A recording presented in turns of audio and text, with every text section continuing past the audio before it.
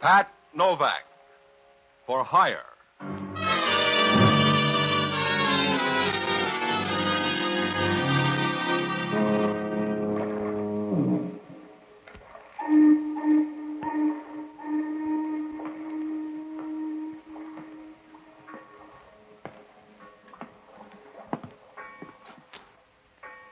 Sure, I'm Pat Novak, for hire.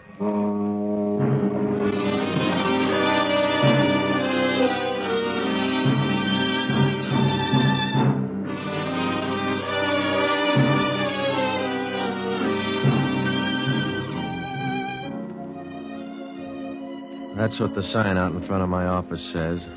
Pat Novak, for hire. Down on the waterfront in San Francisco, billing doesn't mean much. Everybody's got the same act. They're all out to turn a fast buck, and when you're in business down here, everything but murder is a parlor trick. Once in a while, your eyelids get sore from winking it too much, but it's a living. You get to meet the best people in town. There's only one hooker you're liable to wake up some morning dead. Because around the waterfront, you don't need a union card for trouble. It sneaks up and paws you like a wet ghost. I found that out when I met Bruno Zweiss. I closed up early Tuesday night, and I went home to catch up on last month's sleep. I don't know how long I was in bed. Must have been about 11 when I woke up. The room was dark and as stale as last year's Christmas candy. I had the goofy feeling that somebody was in the room with me. I was breathing kind of hard, and I stopped to have a listen. Somebody was sitting on my bed. Either that or the landlord had put in an echo. I listened again. Hello, Novak. You're mixed up, friend. I pay the rent here. Get your hands away from the light, Novak.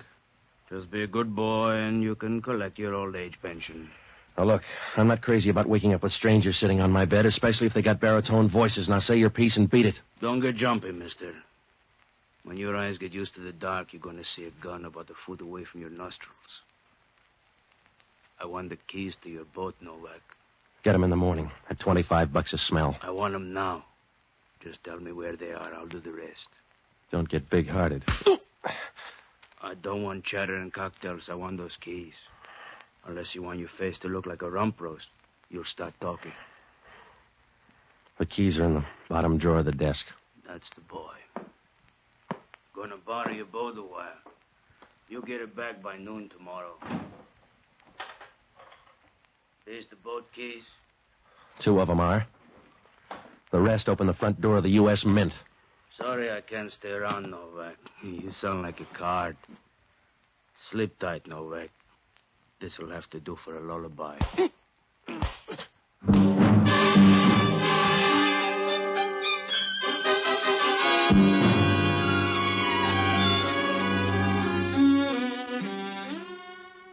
He didn't even give me time to pick a dream. I stretched out on the floor as dead as a Philadelphia nightclub. I don't know how long I stayed out of the ball game. Must have been a couple of hours, because when the phone rang, it was past midnight. I reached over to pick it up, but my hands were as steady as a maple leaf in a hurricane, and my head was big enough to sell by the pound. I finally found it in the dark and started talking. Hello? Hello, Novak. This is Joe Powers down at Pier 19. You awake? Sure. You sound groggy. No, it's a sedative. What's on your mind? One of your boats just drifted in. Guess what? I don't have to. It's smashed up, and you want to offer me $50 salvage. Hey, that's right, Novak. You're psychic. I'm a patsy, you mean? Some gunsel borrowed the boat a couple of hours ago. Came in here, told me a bedtime story, and took the keys. Well, you better hop right down here. It'll keep, Joe. No, it won't. Hurry up or you'll run a dead heat with homicide. There's a dead guy in the boat. Well, it must be my playmate. I don't know. He didn't say. But you better grab a cab and get on down here. There's going to be a lot of questions. Sure. If you meet any good answers, save a couple for me.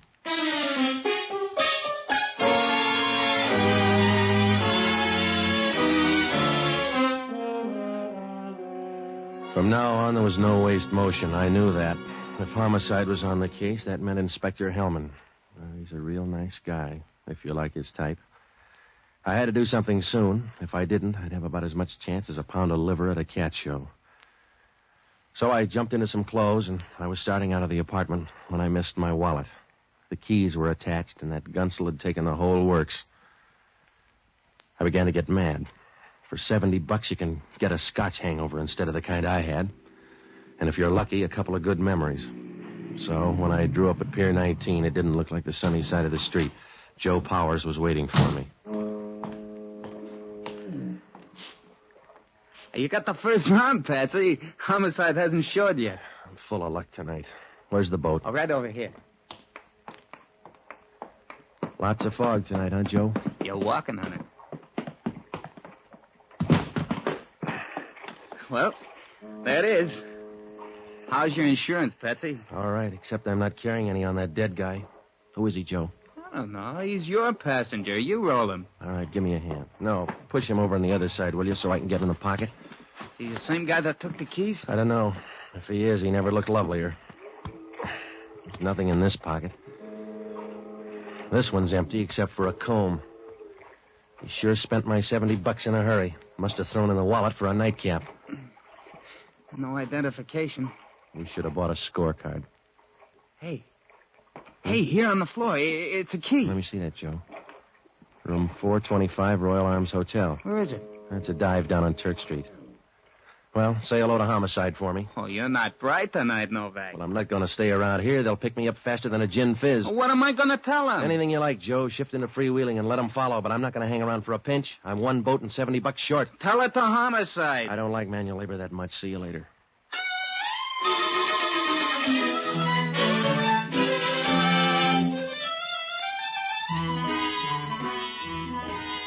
I started for the Royal Arms Hotel. On the way, I picked up the only honest guy I know, a bottle baby by the name of Jocko Madigan. He's a good man, except he thinks it's a waste of the taxpayers' money to put alcohol in torpedoes. I hauled him out of the Hunt Room bar, and we walked down the street to the Royal Arms Hotel. It was the perfect spot for a missionary. The lobby looked like the first act of Rain. There was a pinball machine in one corner, a couple of last year's girls in this year's slacks, and a bleary-eyed little night clerk. He looked like a well-groomed laundry bag, and he gave us the fisheye as we started upstairs. Room 425 was down at the end of the hall. Jocko didn't care if we ever got there. Patsy, we have no business coming up here. We're in search of fool's gold. We're in search of my $70. Exactly. I view you as my penance, Patsy, the sackcloth for a misspent life. If you can shake off that buzz, you'll find out I'm in trouble.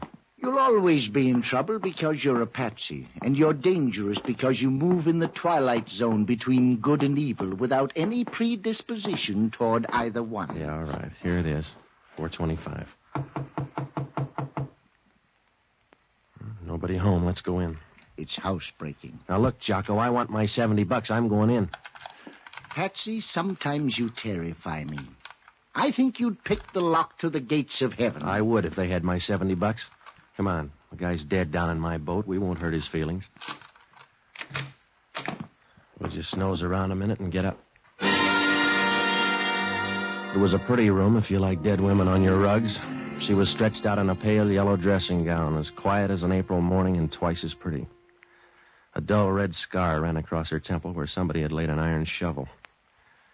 She didn't belong in this hotel because she was wearing a necklace and a bracelet that left a gap in somebody's pocket.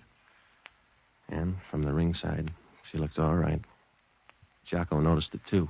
She has lots of character. Yeah, but where's my $70? She's a nightclub dancer. How do you know? Her picture's plastered all over the wall there. She's the headliner at El Palateo, Miss Rita Malloy.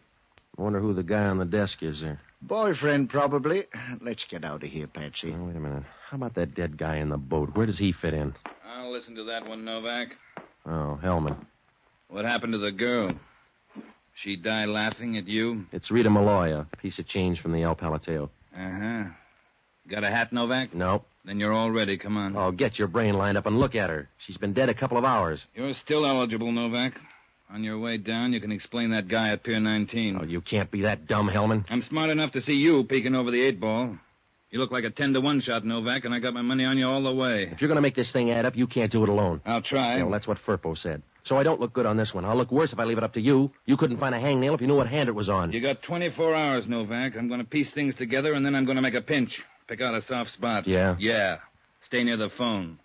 If it rings and a man answers, that'll be homicide. Good night.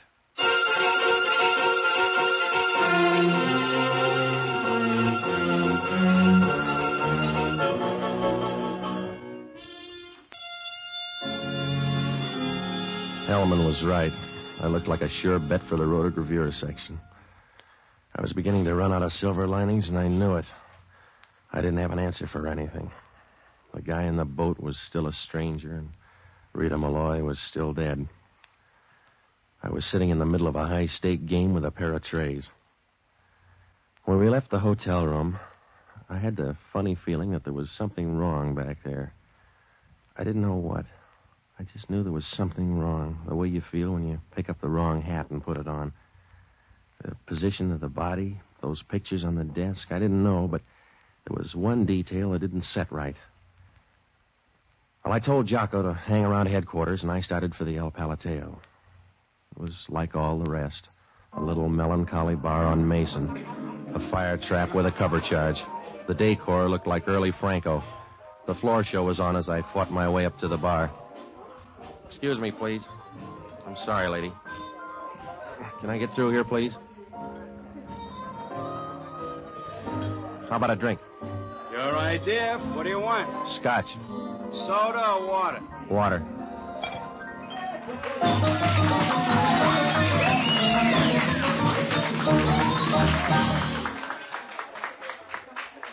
You got a nice club here. We like it. 80 cents. Too bad about Rita Malloy. Yeah.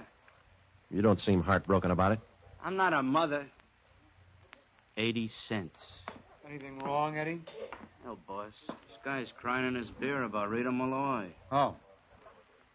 I'm Manny Ryan. You own the club? A piece of it. My name's Novak. Call me Patsy at the moment.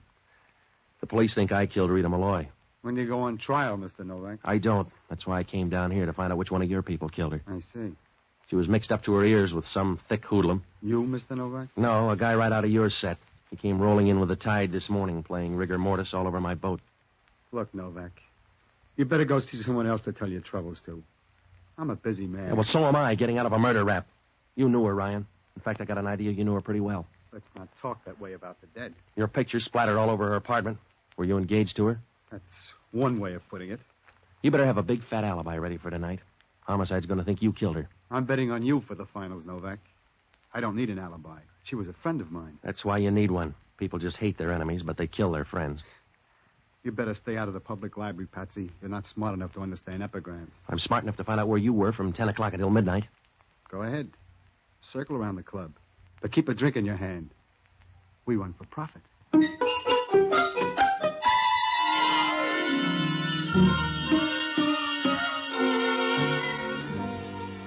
I didn't get much out of the doorman. He wanted a first mortgage to talk, but one of the busboys opened up. He told me that Ryan and the girl had brawled the night before. Also, that Ryan left the club for about an hour tonight. Well, that put him on the list anyway. But it began to look more and more like a one-horse race. Well, I got one other lead. A clarinet player in the band wanted to harmonize with Rita Malloy, but there wasn't much else to go on. And then I spotted the gal who had taken Rita Malloy's job in the show. She was just finishing her number, and so I followed her back to a dressing room. When she opened the door, I got a nice warm feeling like a melted cheese sandwich, and I was looking around for a rope to hang on. She was pretty. And when she said hello, you knew it was time to send in the varsity. Good evening. For some people, you mind if I come in? It's late in the season. I can't be choosy. All right. I'm Pat Novak. I'm Tony Drake. What do I do? Tremble? Talk, mostly. Did you know Rita Malloy? Around here, that was an occupational hazard. The police think I killed her. Did you? No. When I got there, they were tearing down the goalposts. Oh, that's too bad. I'd have been very grateful. It's something I'd like to try. Are you switching the topic, Mr. Novak, or have I been in the big city too long? I just want to know who killed her. You got any ideas? Nope. How about your boss? Maybe. She was getting a little frayed around the edges. How's his temper? No worse than a cobra's. He might have done it, but I doubt it. Anybody else? She was putting in a little overtime with a thug. Not a big, porky guy with a deep voice? I never saw him. I just heard that he was trying. Must have been quite a line. Anybody else? How about that clarinet player? No play. He was just a salmon swimming upstream. I see. Well, do me a favor, will you, Tony? All right. You only get one, so make it a good one. They're tailoring me for a trip over the hill unless I show up with a fistful of answers. Now, can you give me a list of all of Rita Malloy's friends? I can write them all down on a piece of confetti. I mean everybody close to her. The people around the club here, the people on the outside. I'll pick it up in a half hour at your apartment. At my apartment? Yeah, at your apartment. All right, don't get sore. I was just inquiring, not complaining. All right. One other thing, Angel. Yes, Patsy? Don't forget to put yourself on that list. Be seeing you.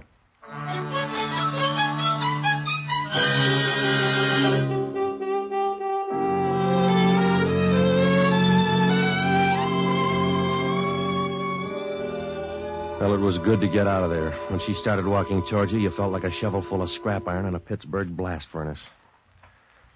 Well, I called up Jocko at headquarters. He didn't seem to be worried about me. He was thirsty. The guy on the boat hadn't been identified yet. The coroner said he died of severe bruises and that Rita Malloy checked out with a fractured skull. I gave Jocko Tony Drake's number, and I started for her apartment. I couldn't have done better with Aladdin's lamp. She had the list and a bottle on hand. I went over the list with her, and then it turned out she had insomnia. The radio was turned down to room temperature. I was working on my fifth drink when the phone rang.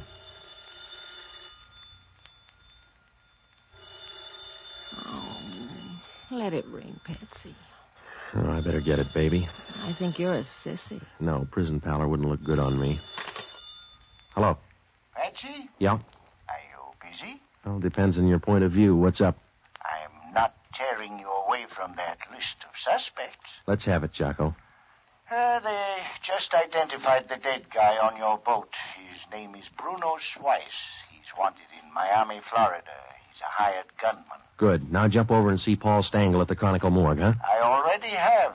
There's no tie-up between Bruno Swice and Rita Malloy. There's gotta be. Those two killings are tied up like ham and eggs. Hellman just got a report from the Harbor Patrol. They found a buoy knocked out of place. They figure your boat did it and Bruno got killed in the crash. What does that do to things? Oh, it clarifies them enormously. This way you're going to hang for only one murder. Good night, lover.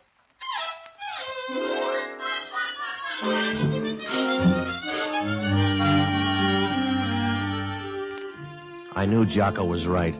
Hellman could rig me as long as he had only one case to work on. He's a single-celled animal, and this was just about big enough to fit into his brain. Well, I left Tony's apartment, and I walked over to the El Palateo. Must have been about 4 o'clock in the morning. It was still dark enough for me to kick in a back window without being seen. I headed straight for Manny Ryan's office, and I started going through his stuff. It was like trying to separate a ton of salt and sugar dumped in the same bin. I went through most of the drawers, and in the last one, I got a hold of something. I grabbed the phone on Ryan's desk, and I called Hellman. Well, I wasn't sure, but I figured he could try this one on for size anyway. Police headquarters. Give me Hellman and Homicide. Yeah. They must have put their best men on his trail because they found him inside a half hour. Hello, Novak. I'm in Manny Ryan's office. He owns the El Palateo. I just rifled his desk. It's a minor offense for you. I got a hold of last month's phone bill. Guess what? It's too high. The office put through 2 calls to Key West, Florida, the last part of this month. 4 o'clock. I'm barely interested. Go ahead. Bruno's wife's hired out as a gunman. San Francisco is a long way from home plate. That means somebody sent for him. And you're trying to put the finger on Manny Ryan. That's right. That silver frame you picked up at Rita Malloy's, take a look at the guy in it. That's her boyfriend, Manny Ryan. We'll check on it. In the meantime, keep squirming, Novak. You look pretty. Oh, you're smooth, Hellman. Smart talk's not going to keep you out of the chair, Novak. Stay handy. We've only got a short extension cord. Yeah, well... Hello, Hellman.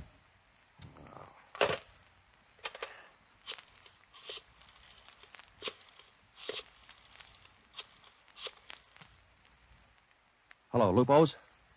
Frank, is Jocko Madigan there? Good, put him on, huh? Hello, Jocko. Now listen, I'm up at Manny Ryan's place. Yeah, that's right. I'm not sure, but I think that Ryan's the...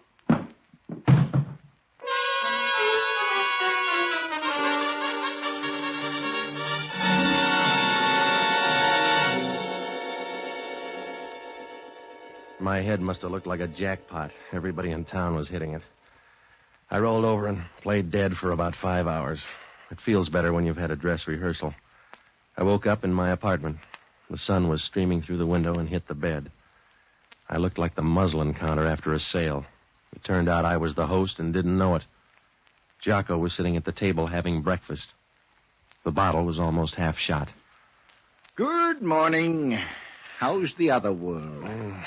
Can't you leave that stuff alone? Do you have a headache? Of course I have a headache. Well, I haven't, so stop lecturing me. How'd I get up here? I dragged you here by the heels. I met all the other hucksters on the way. All right, stop being funny and help me up. I am the victim of a common error. You don't like me because I'm not entertaining when I drink. You don't object to my drinking. You object to my lack of wit. Oh, shut up, will you? Well, it's discouraging to be condemned on moral principle when it's really a flaw in nature. By the way, I think they're going to arrest you for the murder of Rita Malloy. What about Ryan? I've recommended clemency. All right, come on. What about Ryan? You bungled it. By the time Hellman got to him, he had an alibi all framed. The calls to Key West could have been made by anybody in the club, and Ryan's covered for the time of the murder. How about the others? They look good, too. Your girlfriend, Tony Drake, was gone for a while the night of the murder. Hellman won't bite. She's just sitting there ready to spring an alibi. That's right. With legs like that, she can dig up a cousin. You better get worried, Patsy. I am. The El Palateo is a dead-end street. I don't know where to go from there. That guy Bruno in the boat could help. There's some connection between Bruno's Weiss and Rita Malloy. You're the only connection I can think of. Yeah. Hello, Novak. This is Hellman. Yeah? You were right about Bruno's Weiss and Rita Malloy. We just went through her safety deposit box. I'll bet you handle the money. She had a clipping on Bruno's Weiss from a Miami paper, 1937. Go on. Divorce action between Weiss and Miss Olga Pryor. Well, did you look up Olga Pryor? That's where we run out of gas. Nobody knew her. We have no description. Well, how about Rita Malloy? Any dope on her before 1937? I was going to ask you. You were in the room with her when she died, don't you know? No, I don't. I'm disappointed. I figured you to know a little about her habits. Huh? You wrote the book, mister. I figured you for an answer. Yeah, I got one. And you just gave it to me, Hellman. Huh? Meet me at the El Palateo in a half hour. Now, if you're a real good boy, I'll tell you who killed Rita Malloy. Are you going to be there? Yeah. That's all I want to know, Novak.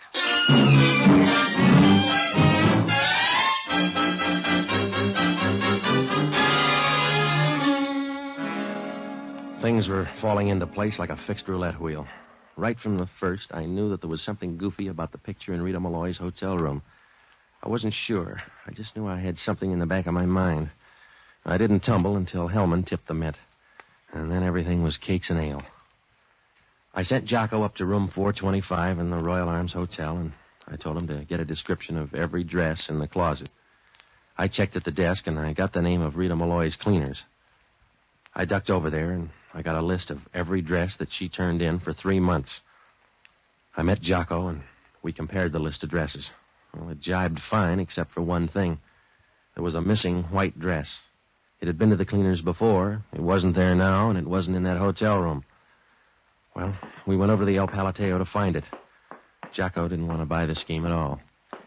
Patsy, I protest the notion of breaking into a lady's dressing room. Oh, stop worrying, will you? She's not going to be there. Then it's futile as well as immodest. Besides, how do you know Rita didn't throw away the dress? I'll give you better than track odds on that one, Jocko. Here we are. Come on. Now, look, you take the closets and find that white dress. I'm going through the desk for grease paint. You should be going through a woman's closet. It's more in the nature of things. Just look, huh? There's enough grease paint here for the whole Iroquois tribe. Did you find anything?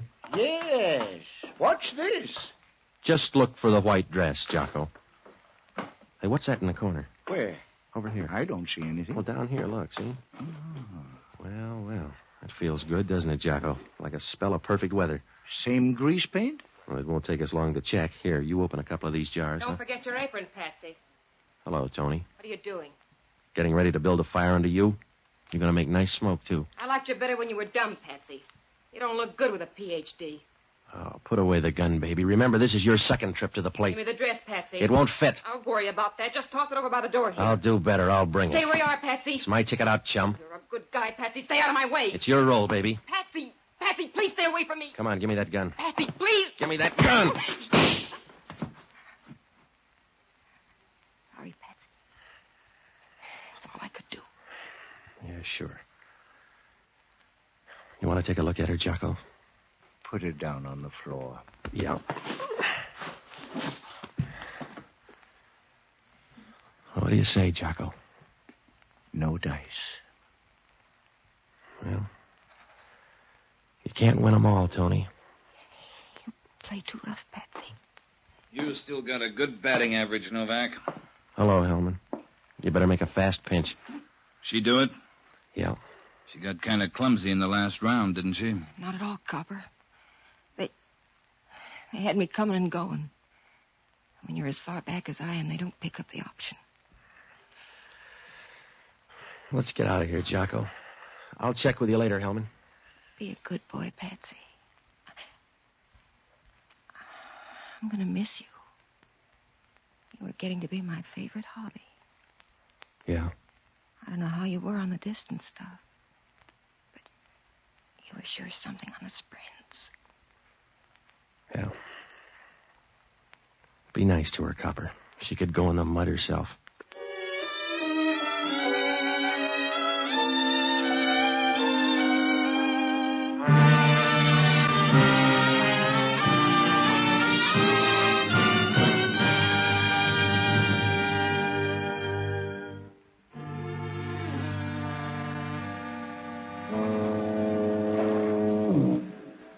Well, it was blackmail, of course. Tony was once married to Bruno's Weiss. Rita Malloy found out and started to squeeze Tony. Well, Tony wouldn't buy that, so she killed Rita Malloy in her hotel room. She made one mistake. I didn't tumble until Hellman mentioned a woman's habits. Then I knew what was wrong with that picture back in Malloy's hotel room. It hit me like a discordant note in music. Rita Malloy was lying on the floor in a dressing gown, but she was still wearing her bracelet and necklace. Well, when a woman undresses, she always takes her jewelry off first, and then she takes off her dress. Rita Malloy didn't do that, so I took a flyer and decided that somebody had taken the dress off her and put on a dressing gown. Why? Well, because there was something wrong with the dress. It pointed too much in one direction. Oh, it could be a lot of things, but probably grease paint. Tony called Bruno out here. He was supposed to use my boat to dump the body, and when he didn't make it, Tony got scared and lugged away the dress. My $70? Well, it would have looked better on a fixed fight. Well, Hellman asked only one question. How did I happen to know that when a woman undresses, she always takes off her jewelry first? I must have read it somewhere.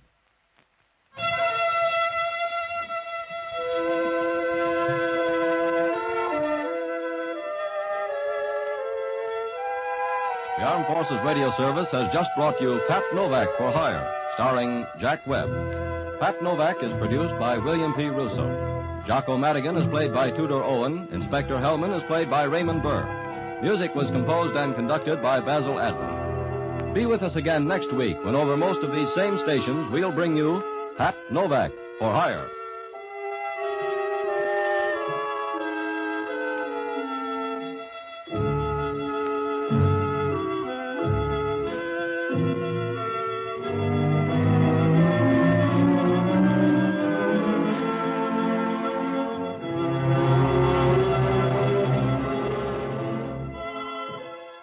Pat Novak for Hire was previously released by ABC, the American Broadcasting Company, for listeners in the United States, and rebroadcast for our men and women overseas.